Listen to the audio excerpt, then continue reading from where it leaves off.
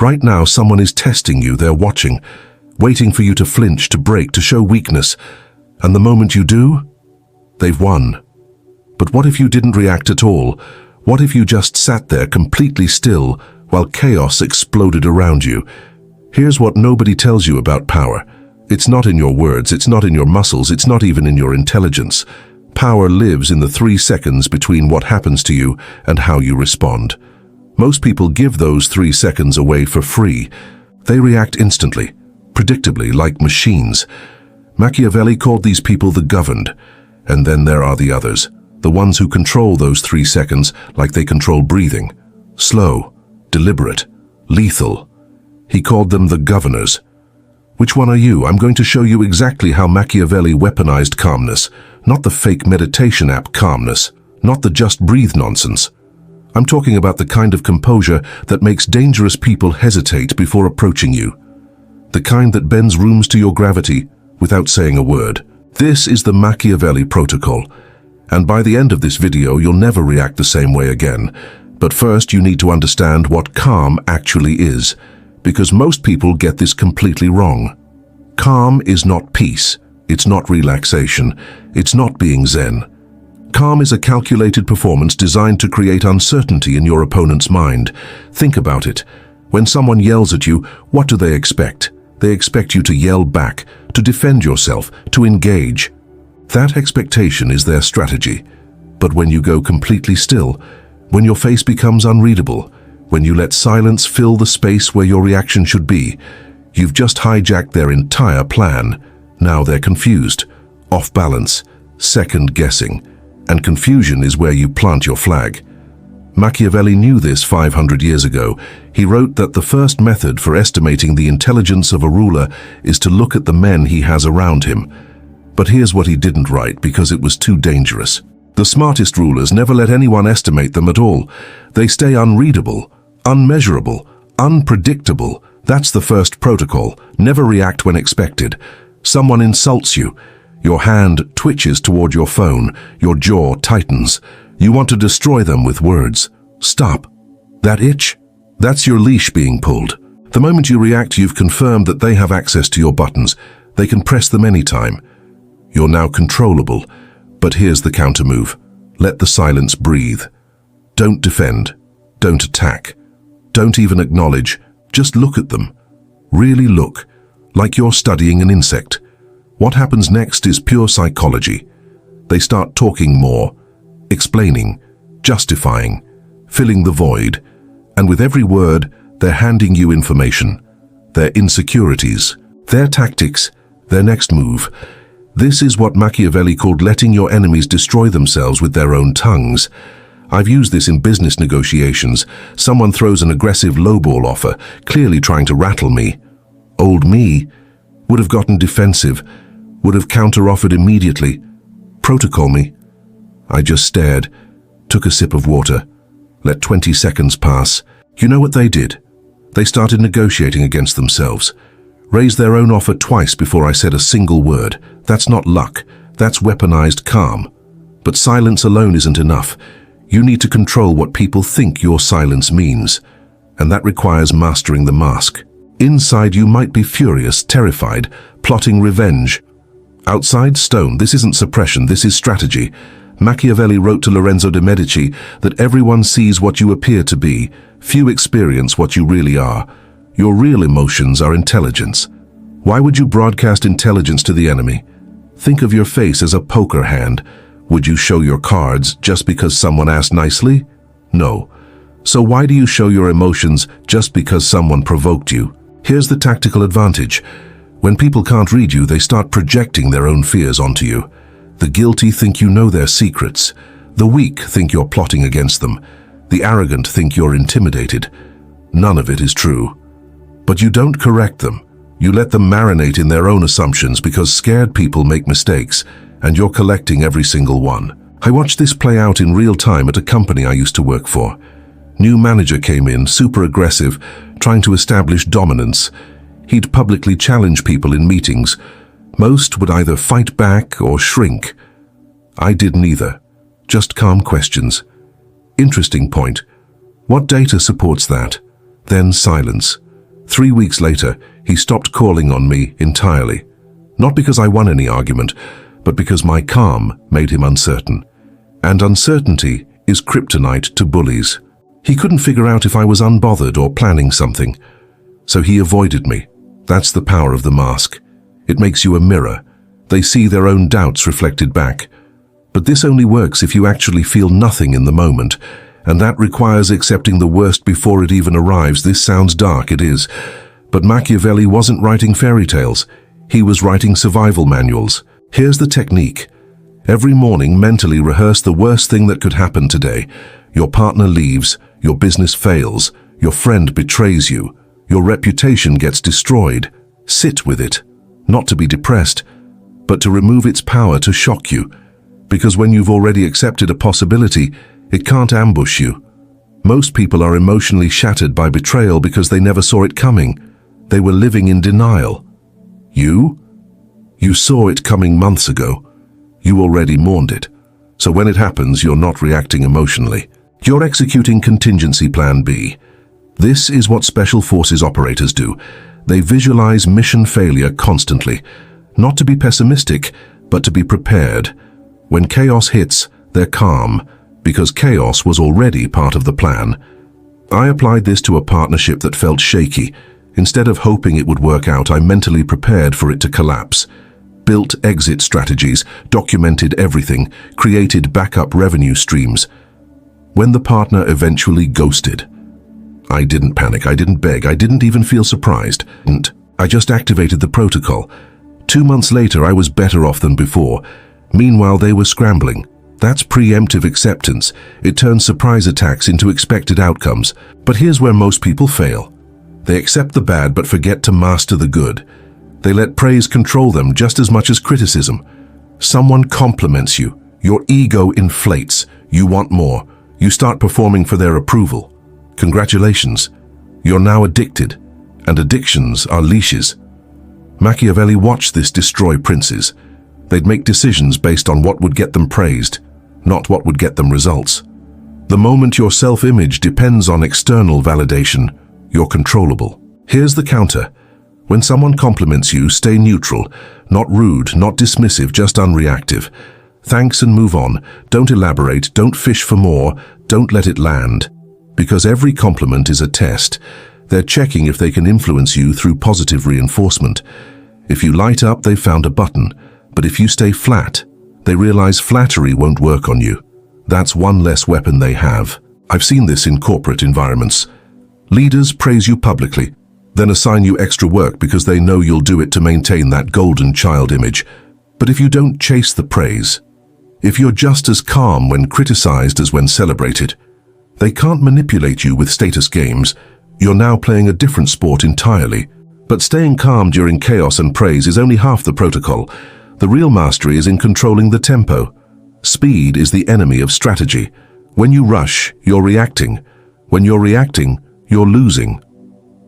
Machiavelli advised leaders to never make a decision in the heat of emotion or the chaos of urgency. Why? Because urgency is usually manufactured by someone else to force your compliance. Your boss says, I need this by end of day. Your friend says, tell me right now, are you mad at me? Your competitor says, if you don't act fast, you'll lose the deal. All of these are tempo traps. They're trying to speed you up so you make mistakes. The protocol? Deliberately slow down. Take longer pauses. Respond hours later instead of immediately. Ask for time to think. What this does psychologically is signal that you operate on your timeline, not theirs. And people who control time control power. I tested this with emails. Used to respond within minutes. Made me look eager, desperate even. Now, even urgent emails get 3 to 4 hour delays minimum. The result? People started treating my time as more valuable. They prepared better before reaching out. They stopped making frivolous requests. I didn't change my actual workload, I just changed the perception of my availability. That's tempo control. But slowing down only works if you're actually observing something worthwhile. And that means tracking patterns, not words. People lie with words. They confess with behavior. Someone tells you they're loyal. Cool. Watch what they do when you're at your lowest. Someone says they support you. Great. Notice if they celebrate your wins or go silent. Machiavelli was obsessed with this. He wrote that men judge generally more by the eye than by the hand, for everyone can see but few can feel. Translation: people believe what they see you do, not what they hear you say, so flip it. Stop listening to what people tell you. Start cataloging what they repeatedly do. The friend who forgot to invite you 3 times in a row? That's not forgetfulness, that's a message. The colleague who always happens to be busy when you need help? That's not coincidence, that's avoidance. Your calm gives you the emotional distance to see these patterns clearly. You're not hurt, you're not angry, you're just collecting data, and data doesn't lie. I keep a private journal. Not feelings, just facts. X did this on this date, Y said this, then did the opposite. Over time, behavioral patterns emerge, and when decision time comes, I'm not guessing based on one conversation. I'm deciding based on months of evidence. That's pattern recognition, and it's only possible when you're calm enough to observe instead of react. But observation without action is just voyeurism. You need to know when to strike. And this is critical. Calmness is not passivity. You're not calm because you're weak. You're calm because you're waiting for the perfect moment. Machiavelli said, never do an enemy a small injury. Translation: if you're going to act, make it count. This is why you stay silent through small provocations. You're not letting them slide, you're compounding them. Every insult, every boundary crossed, every disrespect, that's interest accruing. And when the moment is right, when they're most vulnerable, most distracted, most overconfident, you collect all at once with precision, not with anger, not with drama, just consequences. I've done this professionally. Had a colleague who kept taking credit for my work. Small things, not worth confronting each time, but I documented every instance. Quietly. 6 months later, performance review comes. I presented a timeline, dates, emails, proof. Didn't raise my voice, didn't accuse them emotionally, just showed the pattern. They were reassigned within a week. That's decisive action born from patient observation. Your calm is the setup, your strike is the punchline. But none of this matters if you crack under pressure, and pressure comes in infinite forms, which is why you need to budget your reactions like currency. Every reaction costs something: your time, your energy, your image. Most people spend emotional currency like it's infinite. They argue with strangers online. They explain themselves to people who don't matter. They get worked up over things they can't control. That's bankruptcy behavior. Machiavelli would call this spending your power on trivial battles. The protocol is simple. Treat your emotional responses like a limited resource. Before you react, ask yourself one question. Does this person deserve access to my inner world? Most don't. Random criticism online doesn't deserve a response. Someone's bad mood projected onto you, not your problem. Drama that doesn't affect your goals. Ignore it completely. You're protecting your emotional economy. Because when something actually important happens, when a real battle arrives, you need full reserves. You can't fight strategically if you've been bleeding energy on meaningless conflicts all week. I've seen people destroy their careers over arguments on social media. Hours of energy spent, reputation damaged. All for what? To be right to strangers. Meanwhile, the calm ones are building, creating, executing. They have energy left because they didn't waste it. That's the difference between reaction and strategy. But even with all these protocols, there's one weapon most people never consider. Sometimes the cruelest thing you can do is nothing. Someone betrays you, insults you, crosses a line. The average person yells, cries, demands an apology. That gives the other person exactly what they want. Engagement, emotional payoff, drama. The protocol: complete withdrawal, no explanation, no closure, no emotional resolution, just absence. This is what Machiavelli meant by the punishment that teaches without needing words. Because humans are wired for closure. When you deny them that, it creates a psychological void that's more painful than any argument. They'll replay the situation endlessly. What did I do? Why won't they talk to me? Are they planning something? That uncertainty eats them alive.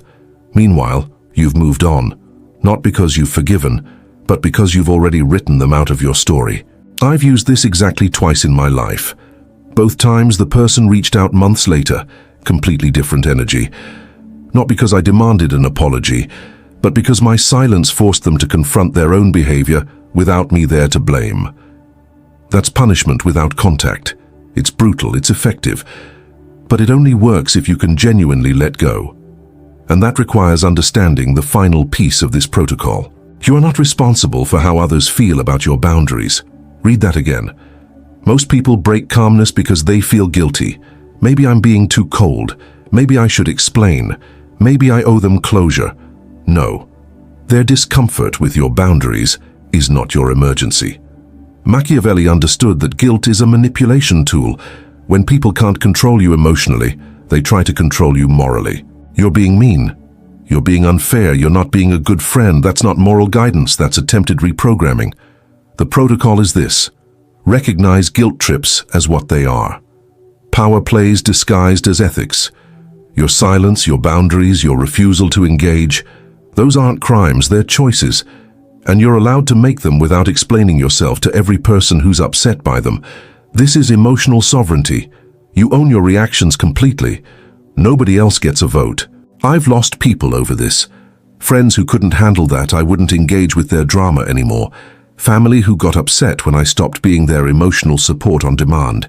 And every single time, the pattern was the same. They weren't mad that I was doing something wrong.